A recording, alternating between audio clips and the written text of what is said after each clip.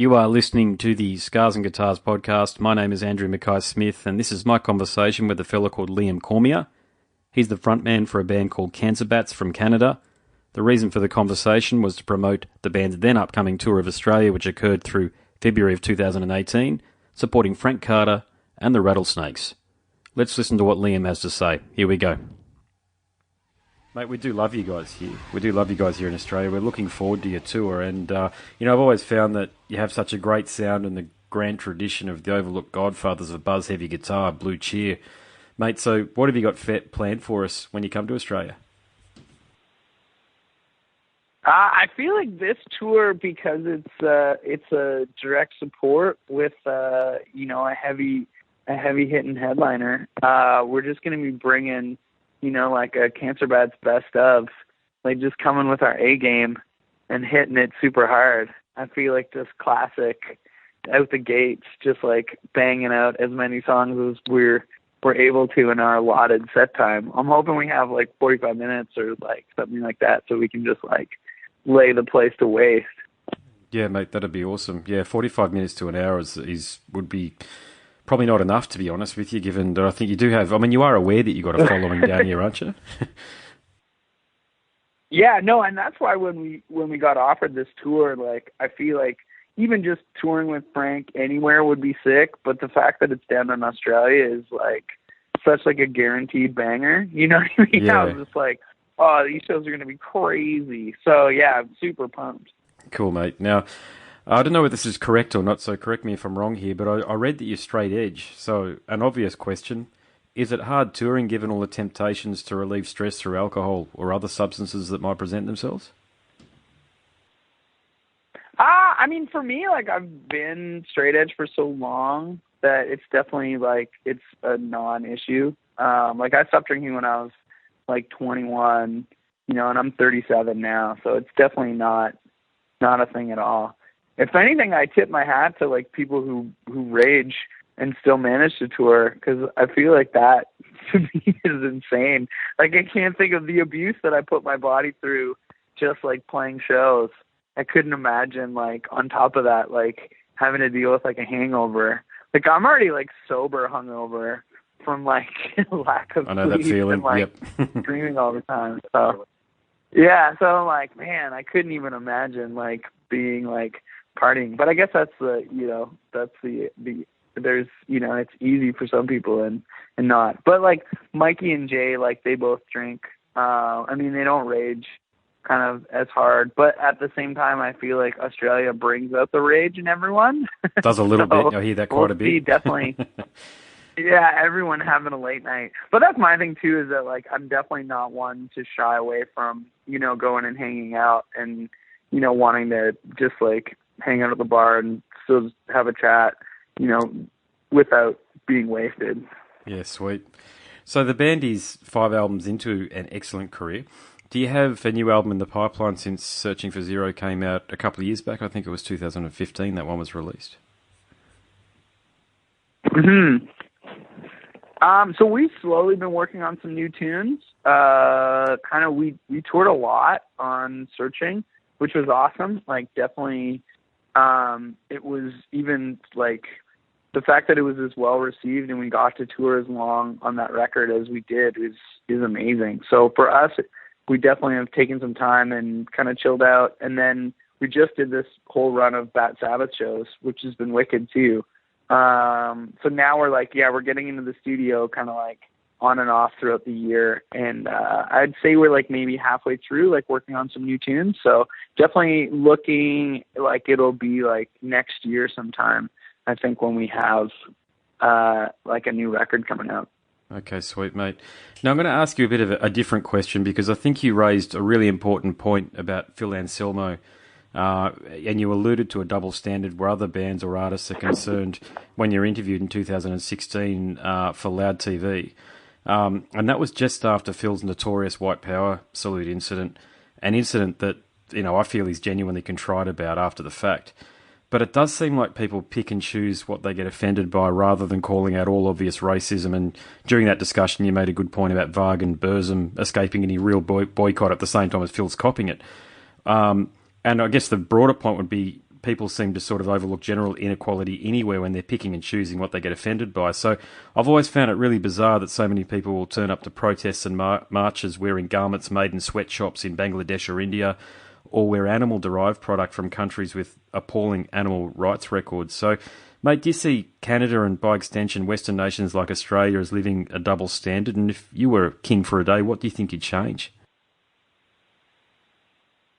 Yeah, I mean, I do think that's a huge question, but I do think. Sorry, it's a long one, I know. Lot of that. But I will say though, on like even a more positive note, I feel like a lot of those discussions now, obviously nothing's going to change, overnight, but I do think that a lot of those discussions are being brought up, and a lot of people are starting to now like question those things. Whereas I think a lot of times like people would always just be like, oh, he's joking, or oh, you know what I mean, like I'm just into it for this music, or you know what I mean, like that guy's old, so who cares? And it's sort of like those discussions then get sort of like swept to the side, whereas I feel like a lot of things that are coming up now, especially like with even just like a lot of like sexual harassment allegations that are coming up, like like all of those things that are now being talked about, and people are like, oh, I can speak about this, and it also will be taken seriously, I think is the other side that is really positive, and that's, also encouraging, like right now that, a lot of these things aren't just being like, oh yeah, there's not that many women at a show, so we're just not going to talk about it. Or it doesn't really matter because, we're only in this for, like, for the music. And I think those kind of things that are coming to light now are really positive. So, I mean, that's the only thing that you can hope for, is that this dialogue will continue and people will stop being like, oh yeah, no, this is cool that person's wearing, this offensive T-shirt at that show, and no one's going to say anything because, they don't want to. Yeah, no, fair enough, mate. Yeah. So I'm going to ask another question in a similar vein. Mate, what's your take on Canada in 2017 under Trudeau, and do you think it's trending in a direction where you feel people might be are happy, or do you think that there's a Trump-style candidate that might win the next election due to people's perception that they're dissatisfied with the establishment?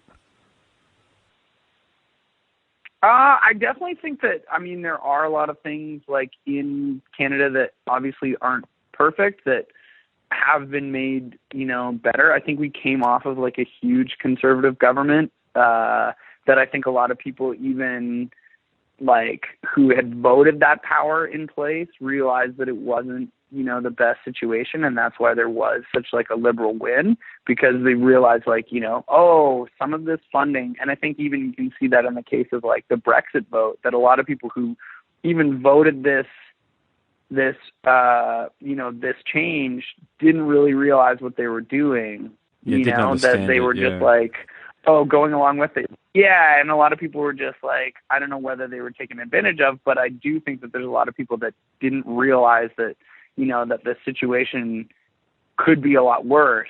Do you know what I mean? Than what they had perceived was even happening. And I do think that like, because we came out of that in, the last election, I'm not as worried about going back into that. I do think that also the voter turnout, and especially with people seeing so closely like what can happen, in other examples of like, the UK and in the US, like when they don't come out en masse and like actually participate in the vote, I think those are, like really interesting. So I'll be interested to see, at every kind of stage of the next like Canadian, provincial and federal like elections, to see like the voter turnout, to just be like, oh, like I think it's more relevant now, and if anything, like being more politically aware, like to a lot of kids who I don't think like even participated in before, over aware of it before, are realizing that it is really important, and that you could end up with, a really horrible situation on your hands that you're then stuck in because you didn't participate.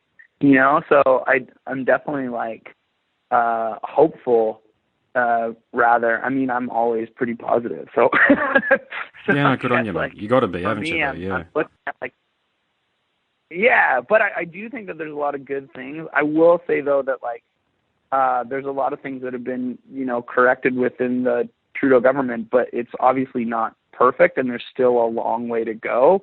But I think that this is a good start. I'm not upset with how things are going within the Canadian political climate.